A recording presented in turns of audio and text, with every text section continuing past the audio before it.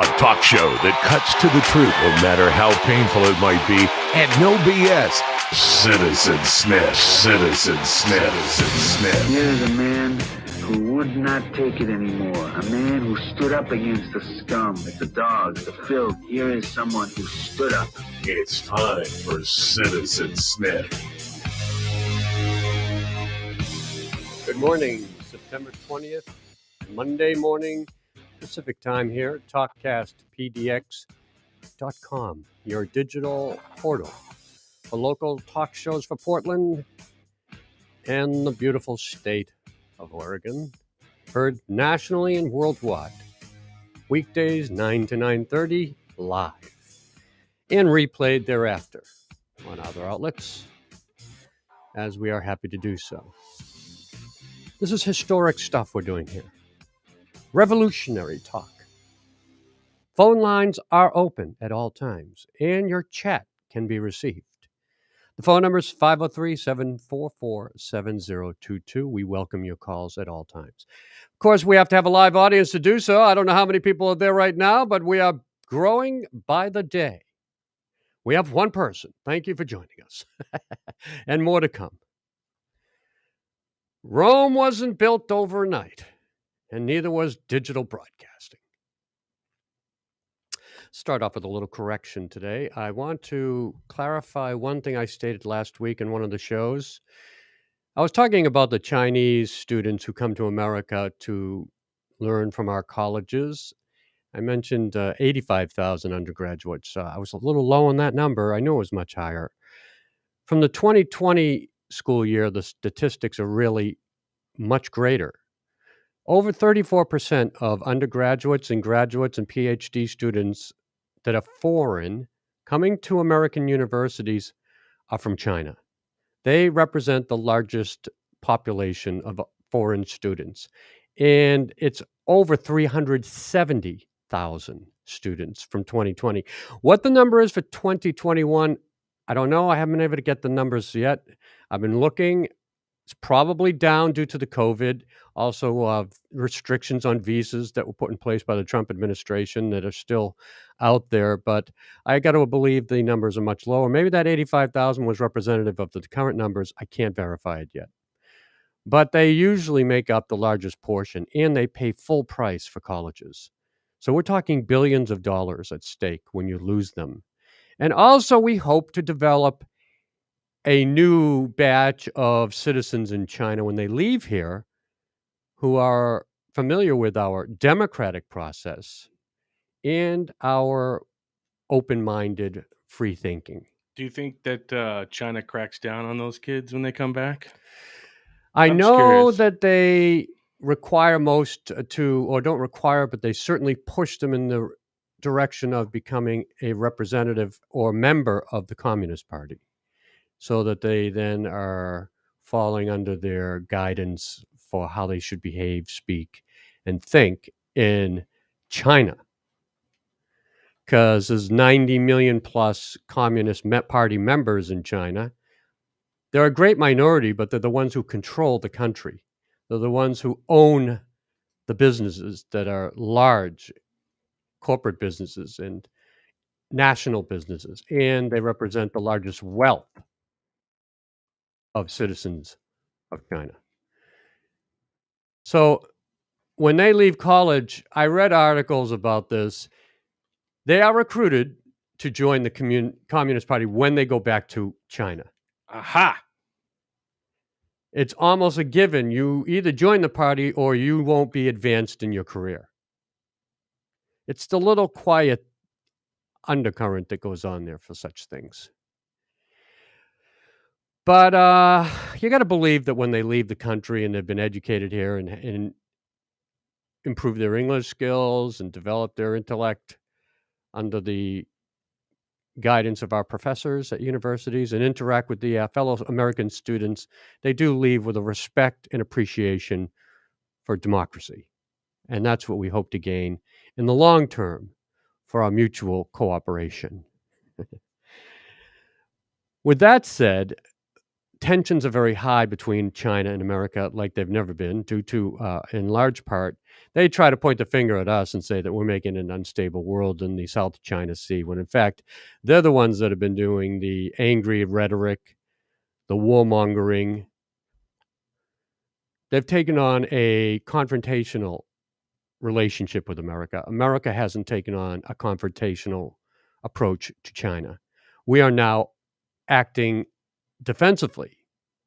As they say, we are acting aggressively in creating instability in the world. Well, no, the instability started with China building artificial islands with missile silos on reefs in the South China Sea. That's really what got the ball rolling, militarizing these reefs. Their navy has grown to the largest in the world, as I've mentioned. And that has led us now to leave Afghanistan, no longer pouring billions of dollars into that war. Our focus now is the South China Sea, the Indo-Pacific region, as we call it.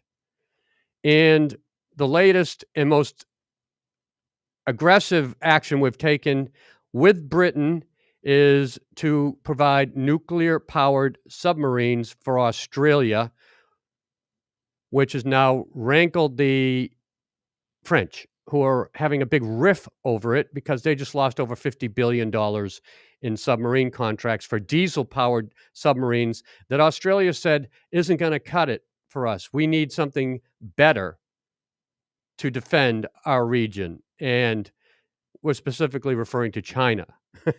And also Russia's on our radar screen as well as a threat. But Australia's been pushed around by China. They've been threatened by China. They've faced tariffs by China on their goods, from pork to wine. And they don't want to be pushed around anymore. So they approached Britain, which then approached America. And the three got together and last Wednesday signed a deal to provide 12 nuclear-powered submarines that are not only being made by Americans, but will also be made by Britain. Both countries have nuclear submarine technology and the ability to manufacture them. So this is a trifecta of the three countries, now in strong alliance. And it's all the result of tensions with China, their threatening of Taiwan, they're bullying Australia, trying to influence all the countries within the South China Sea and Indo-Pacific. And we've also drawn in India and Japan. This is the new alliance that we've formed to combat what we consider a hostile and security threat in China. France now is like up in arms, like, you left us out. What about us? By the way, we just lost a lot of money. We had a contract deal. You just did this behind our back. That's what happens when you have to act quickly in what we are now in a Cold War and trying to avoid an all-out war. And the only way you can do that is by making yourself stronger, having stronger alliances. China doesn't have alliance with anybody. We have allies, and now we're working with them. And it's a smart move.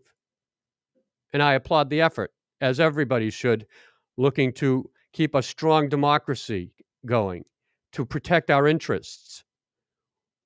America has been out there since World War II, keeping the peace in the Indo-Pacific region. That was the job we were given after World War II. And now it's being threatened by a rising power, militarily, economically, China. It's a natural reaction. When you're threatened, you build up your military, you build up your economic chain and allies to try to fend it off. And that's where we're at. And we're doing the right thing. And France will come around. They'll stop crybabying about it for a while. They're going to be out there saying this and that. But in the end, France will come into the fold and everything will settle down and we'll be back into a strong alliance with France as well. Early in 2020, Australia began looking at alternative submarine technology. Diplomatic relations with China had deteriorated rapidly after Prime Minister Scott Morrison of Australia called for an international investigation into the origins of COVID-19. That's what started all this. China heard that and they said, "Oh, you're not going to ask for an investigation. We're going to stop bringing in goods from your country and charging high tariffs." And then Australia's just like, we've had enough. We're going to, we have allies. We'll go reach out to Britain and America to help us out. So they did. China now maintains a staunch opposition to U.S. efforts to pull together a broader security alliance, warning it won't ease tensions in the Pacific. Well, what will ease tensions in the Pacific? You tell me. You know what will ease tensions? A stronger alliance between America, Britain, and Australia. We had to do it, and we did. The only one bitching about this is France, and it's purely economical. They don't like losing jobs and billions of dollars, even though their submarines are subpar. They have subpar submarines. They're diesel-powered. Ours are nuclear-powered. Ours are stealthy. Theirs aren't. Which one do you want to protect your country? The better submarine or the lesser submarine? Not to mention diesel. Come on. Yeah. Come on, France, please. You make a great Bordeaux, but your submarines suck. Poor babies. Poor babies. The poor babies to cry. Oh, the poor baby cry. You cry like a baby. Poo poo pitchy poo poos. Yeah. That's funny shit. All right. Thank you for that. But it's true. Merde. Oh. Yeah. Drink some wine. Get over it. You still make a great wine. We're not knocking that. We appreciate, and you make an awesome croissant. You're a great country, France. You have helped us in Afghanistan. You've been a great ally. We're still together. We had some chitter chatter online. Some chats here. Say it's Ray Lane. Ray. Hey Ray, how are you? No, he's not online. He left a comment. He said, and yet USA is still leading importer of products made in China. We're still the leader. How do we do that? Everything comes from China, right? Still, we manufacture a great deal of everything we get there. So China is a very important economic vehicle in the world, the most important. We've relied on them so much for our technology, for like little things like iPhones, and also our clothing, and you name it, we make it there. Not to mention a lot of our drugs for pharmaceuticals come out of China. And tons of knockoff football jerseys and crazy stuff. So we can't ignore the influence. But to remain peaceful and avoid war, you build a strong military. Hopefully it doesn't spiral out of control. The Chinese saying, well, now you have nuclear subs. You're creating a new race, a new war on getting more nuclear weapons, a new development of nuclear weapon, a race to create more nuclear powered subs, nuclear missiles. But China's been working on they're adding nuclear warheads every month. So they're not exactly backing off. I point my finger at Xi Jinping and the Chinese government and the military have created a new nuclear war race for weaponry and machinery and subs. We're not going to sit back and just watch. We're going to protect our interests. And now they say France and the United States have sunk to their lowest depths in decades in political relationship. And I think that's overreacting. It's just a little spat going on. They don't have a choice. France has to remain a strong ally with America. And ever since Britain left the European Union 18 months ago, they're taking off in their own individual way that they couldn't before because of restrictions.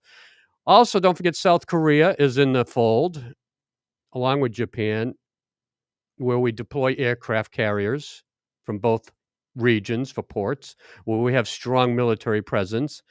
So all this is our alliance: Australia, South Korea, Japan, India, Britain. That's a strong alliance. You might want to throw Vietnam in shortly too, and Indonesia. That's how we keep China in check. You really want to go against that contingency? You want that alliance on your doorstep? They'll think twice. And will remain a peaceful world, hopefully. But it's also becoming a more dangerous world. Our focus is no longer Afghanistan or Iraq. Our focus is the Indo-Pacific. And we're doing the right thing. We're heading in the right direction. These are the right decisions to make. I applaud it. It's great. I think it was necessary. We have been sitting back for years, letting China do whatever they want, building their military, their navy, and just watching from a distance while we were preoccupied with Afghanistan. Now we're no longer preoccupied with Afghanistan in that war. And by the way, they sit on the border of China. It's China's problem now, Afghanistan. Welcome to our world that we used to live in. There you go. Here's a gift. You get Afghanistan. These are the geopolitical realities of today. Welcome to our world, China. Keep an eye on that story. It's very important. Changing world before us. These are significant changes.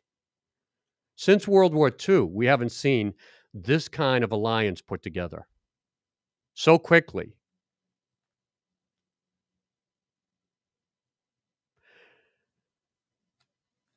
I wanted to mention about school children and the COVID, which is becoming more and more another battleground as more kids get COVID going back to school. But now this is a story coming out. I utilized the New York Times for this. The vaccinated kids ages 5 to 11 showed evidence of protection against the virus from vaccines given for Pfizer-BioNTech. The coronavirus vaccine, a test was done on 5 to 11-year-olds, and that proved very effective, which it should have been, but with a lower dosage because they're kids. They don't require as much. I'm really surprised, though, they actually found kids that they could test with this. I just think it's crazy. I mean, as many boogers as a kid can eat, you would think they'd need a stronger vaccine. 2,000 students, roughly, I think it was 2,700 or so they tested, 5 to 11 years of age. The 10 micrograms seemed to be an ideal vaccine level for them, a third of the dose given to older children and adults. Some showed symptoms with too much vaccine given, closer to the adult dosage with fevers and headaches. So they're fine-tuning it for these kids, and they think they found the ideal amount. So now the FDA is looking at it. Pediatric hospitals are starting to find themselves with more and more kids with severe illness and infection. ICU units seeing more kids, starting to overflow. And some of the pediatricians are like, we could avoid this if these kids would just have a vaccine. It would prevent the infection from happening. So we're getting pretty close. They think by Halloween, kids 5 to 11 years of age will be able to get the vaccine. 3 micrograms of dosage. A tenth of the adult doses I mentioned. 3 micrograms? Yeah, just 3 micrograms. I guess it's 10 micrograms they give to the adults. So anyway, 2,268 children were tested, two-thirds of whom received 2 doses of the vaccine 3 weeks apart. The rest were injected with 2 doses of saltwater placebo. That's how they came to this. Their immune response was very good. Protective levels of antibodies, excellent. Unvaccinated children are the ones that, of course, because they can't get vaccinated, they're finding their way into the ICUs. Seattle's having a difficult time since school has started. Hospitals there are seeing an uptick. And I don't know what the deal is in Portland. I haven't seen numbers there. All the kids are back in school. So once we get because the kids can get the coronavirus just like everybody else and not show symptoms, and then they can spread it. And they're saying kids, they can easily spread it to the adults. So we got to nip this one in the butt before it gets out of hand with the Delta variant.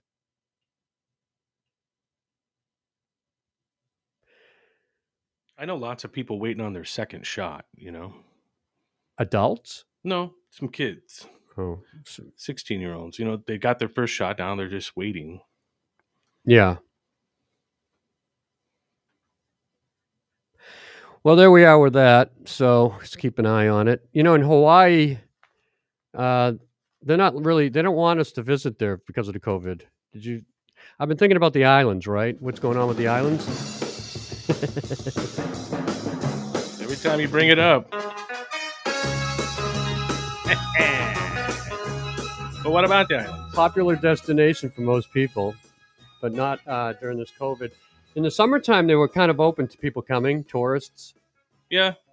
You had to have all kinds of tests before you leave, 72 hours and all this crazy stuff.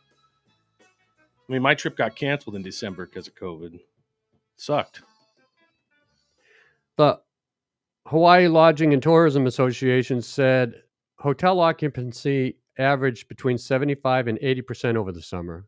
That was pretty good. So they were getting tourists. I talked to a couple of my friends over there, and they were like, hey, people are still here. They're bringing their masks, and they're coming to town, going in the bar, taking off the mask, put the mask on and leave. It's just, okay. Well, now Hawaii's telling tourists, don't come. Please stay away. So it's down to 50% hotel occupancy at this point. Okay.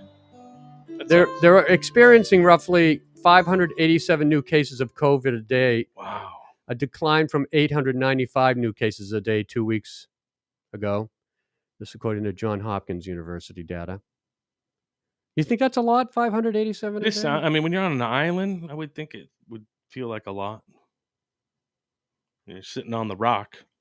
Well, they're weighing the pros and cons between sending the message out, don't come to Hawaii, and also trying to retain some sort of economic stability because hospitality workers are huge, as you can imagine, in Hawaii, and they're being cut back or losing their jobs entirely. But locals seem to be accepting that as a fallout from or a sacrifice to avoid tourists coming there. You got a phone call, by the way. Pete Lee? Nope. Oh. It's Ray Ray. Ray Ray, welcome to Citizen Smith. 744-7022 is the telephone number. That's a 503 area code. How are you, Ray? How you doing, Ken? How you doing, Justin? Just watching the show. Sounds great. Woohoo! Learning great, wonderful things that I had no idea about. China, especially. I like to watch China. It's called my China Watch. I like to keep on top of that. No, I love it. I'm fully in agreement with everything you said, and it's something to be concerned about for sure. I understand you went on a little trek into the rainforest just to get a little breathing time and get away from the congestion of Portland. What rainforest did you go to? The Hoe Trail, H-O-H. And yes, there are a lot of jokes with that, but yeah, it was called the Hoe Trail. I had no idea that there was a rainforest in North America. Apparently, there is the only one in America. Really? It's 4.5 miles north of Portland, Mount Olympia or Olympia Peninsula, whatever you call it. But trekked 30 miles in 4 days. Did like 10 miles barefoot. That was amazing to reconnect to the earth. 10 miles. Through, I want to do rocks, that. Queens. I got lots of pictures I'll send you guys, but it was just the most amazing rainforest. It was really, really, really a rainforest, like right in our backyard. Who knew? Yeah, I didn't know. Did you say 4.5 miles away? 4.5 hours. 4.5 hours. Whoa, you got to Yeah, get out there up then. into You got to Washington. do a little. This is a big state. You can drive 5 hours in the state, and that's where you got to go though to find wilderness or a rainforest. Yeah, I didn't know there was a rainforest up there. There's also, did It's you know yeah, the northernmost redwood forest is in Oregon? It's in South Oregon. that's right. So we Yeah, got the northernmost redwood it's amazing. forest in the south, and the northernmost rainforest in the north. It's beautiful. It really was like being in the Amazon in South America.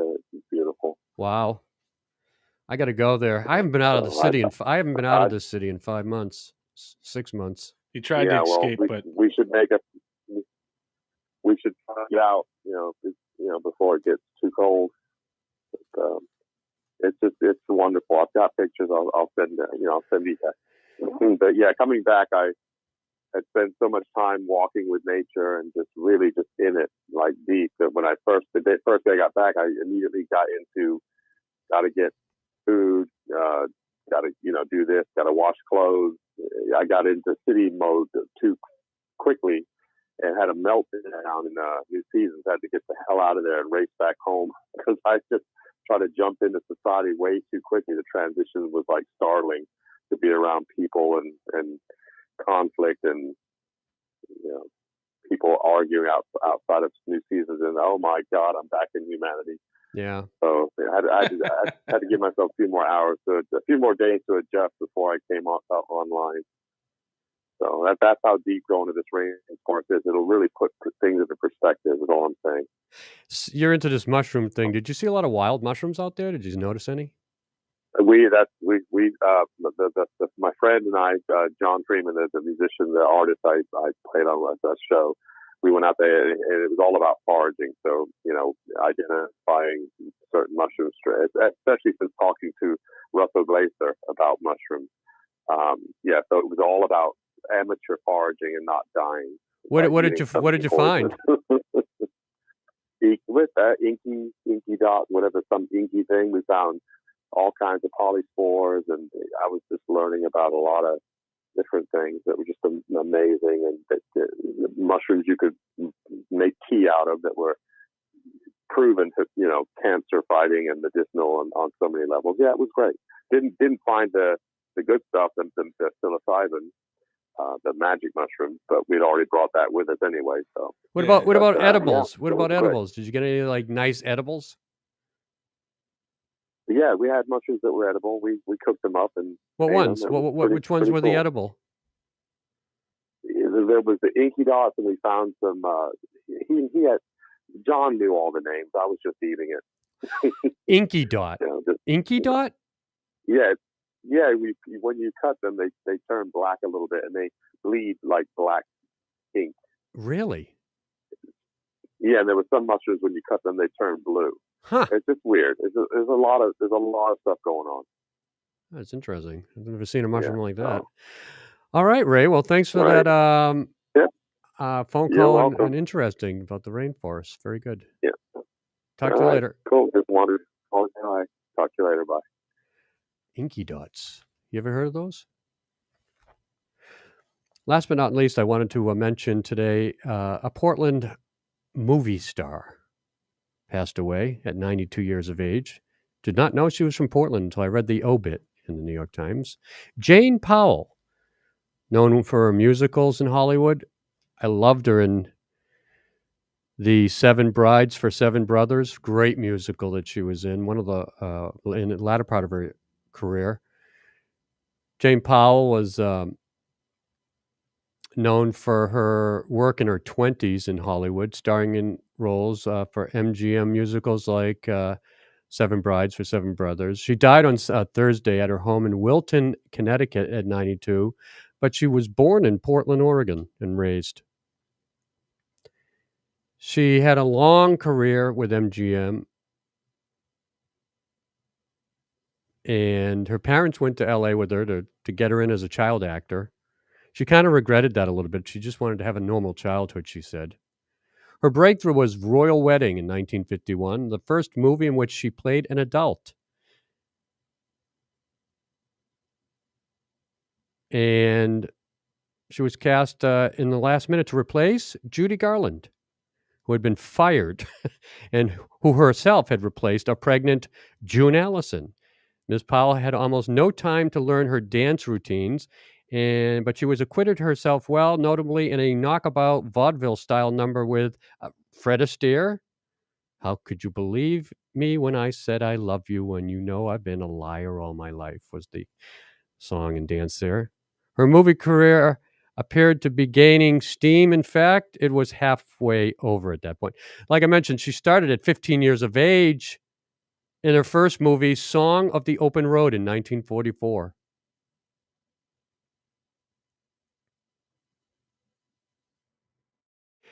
She was born Suzanne Lorraine Burse, but appeared as Jane Powell in her first movie. They changed their names in Hollywood. Looking back on that time in her life, in her autobiography, The Girl Next Door and How She Grew, Ms. Powell wrote, "I should have been the happiest girl in the world. Well, I wasn't. All she wanted to do," she said, "was return home to high school and make friends. Her parents' relentless efforts to make her a star had made for a lonely, artificial childhood."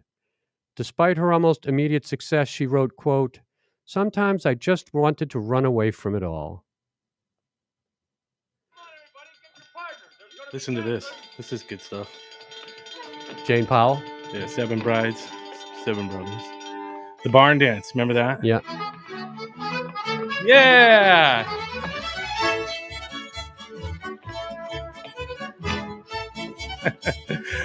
I remember watching this several times.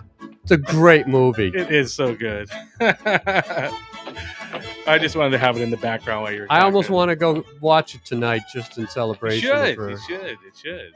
It takes place in Oregon, I believe, or is it? It's a mount. You know, they're mountain farmers. So good. I forgot that the barn dance really doesn't have words, but I just wanted it in the background. You know, it's all good. All right. Good times. Yeah. So it wasn't until I read this that I realized she was a Portland girl. Cool.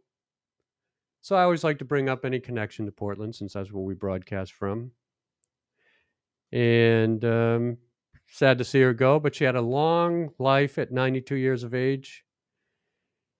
And she also performed in Enchanted Island, in which she was probably cast as a Polynesian islander. Okay. Some of the movies she was in. Interesting.